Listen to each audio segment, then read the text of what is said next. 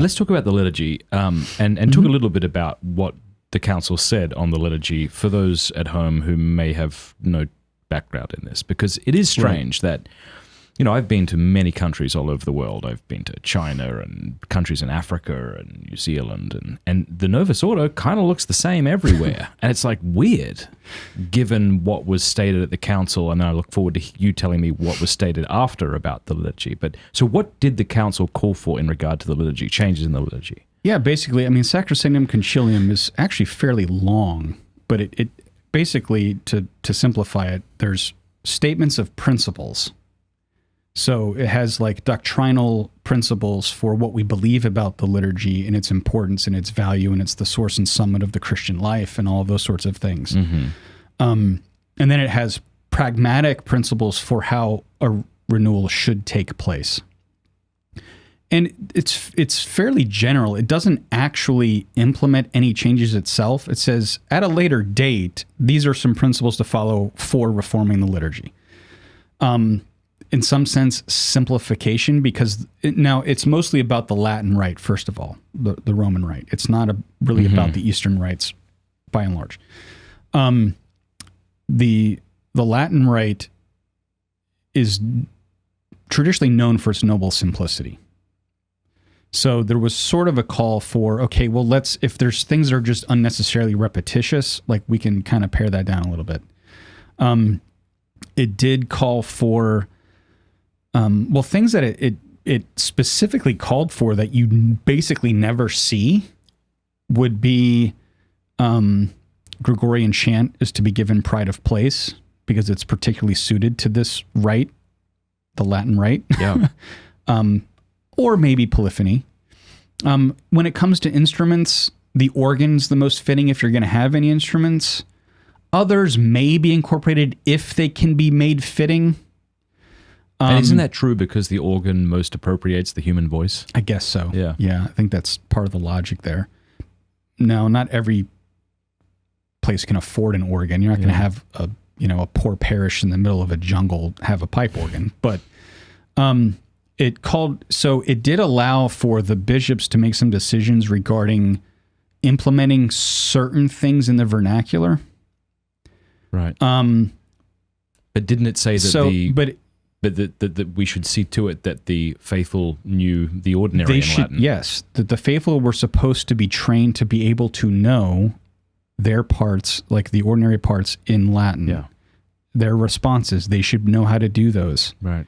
There's a lot of parishes now that never do anything in Latin, and the people have no idea how to do that. But Vatican II explicitly said they should know how to do this.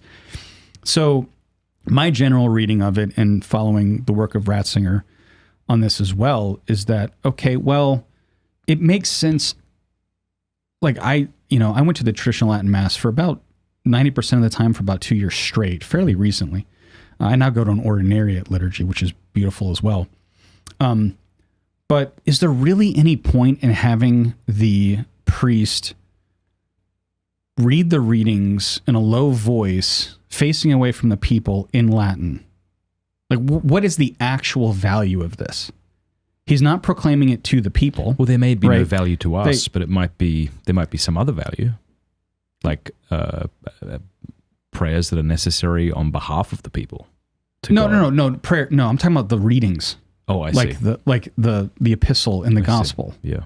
Like, okay, well, maybe it makes sense to do those in the vernacular. One, they change every week. The priest probably isn't even going to know the Latin very well to know what he's reading. Often, not always, but often they'll just read it in the vernacular afterwards anyway, so the people do know what was read, right? So, okay, well, the parts that change every week, the collects, the readings, like those sorts of things, probably make sense to do those in the vernacular so that people know what's going on. And also the priest, because let's face it, I mean, even if they studied Latin, they probably aren't fluent in it, So that was sort of what it was envisioning.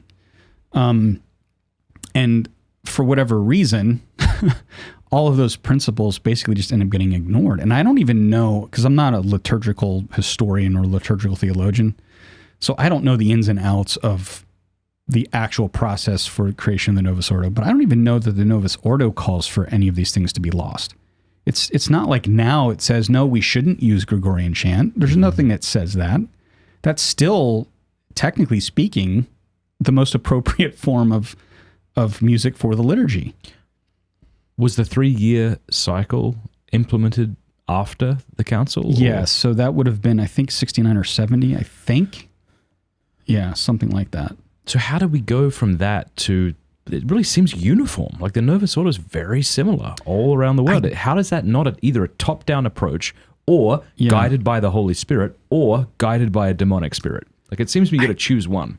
Yeah, honestly, I really don't know. It's like when the changes were going on culturally and being implemented at the local level, I think that culture at the time in some ways had now, granted, this is an international issue, but if you're looking at Western culture particularly, right, it's kind of a hippie culture, right? Yeah. So now it was like the cool thing to try all these new things, and now we've got 1970s folk music is now the norm. Mm-hmm. And that just kind of got stuck there. That's the only thing I can think of. I really don't know how, because that's not, the church nowhere called for that. It's like you give people an inch, they take a mile, right? That's kind of the saying. It's like there's some vague comments about, okay, well, we probably, enculturation to an extent can be a good thing. We need to figure out ways of doing that. And then it became everything's enculturation. Enculturation means Peter, Paul, and Mary at the Well, no, that's not what that means. And in some sense, the Latin rite, there's actually the Latin rite and there's the Roman rite. I always forget. There is a distinction. One's a genus, one's more of a species, and I don't remember the technical difference. Didn't know that, but well, because there's different rites with under. That's right. Yeah. Under one of them. Mm-hmm. Right. So in some ways, it's lost its character because that was enculturation. It's the Latin rite. It comes from Rome. Like that is where its cultural setting. In some sense, it became the utility rite of insert your culture here. Right? So no matter where you are, impose your culture on it. Mm-hmm. And then too hastily things get added in from pop culture, which is not what it was asking for. So what was their intervention as this stuff was proliferating then? Apparently not. Right. So this is a legitimate criticism that people like Barron and others would rightly level. Yeah, I mean, Bishop Barron talks about the silly season, right? Or of the craziness that he saw in the liturgy growing up too as a kid. I mean, it does seem to be a lack of oversight. And again, bishops might not be paying attention to what's happening in the parishes. They're not there. Right? I mean, if you've got like 100 parishes in your diocese and you're in the chancery office, like you don't necessarily know what's going on. Now, you can say that they should. Yeah. And I think you should say they should. Right. Yeah. I don't like to criticize people that have jobs that I don't have because the presumption is always that if I was there, I would do a better job. Mm-hmm. Well, you know what? But you could say if you were there, you should have done a better job. You can. I'm just tend to be hesitant because I don't think we understand the pressures of an office and what it comes with. Because we're looking at, they should have done a better job on this thing. Like, okay, well, that was like one thing out of 100 he had to, even consider doing during that day or year or whatever. So I try to be humble about those things. Like, would I really do a better job if, like, we all think that. But I don't, I mean, I appreciate your humility and I hope I side with it.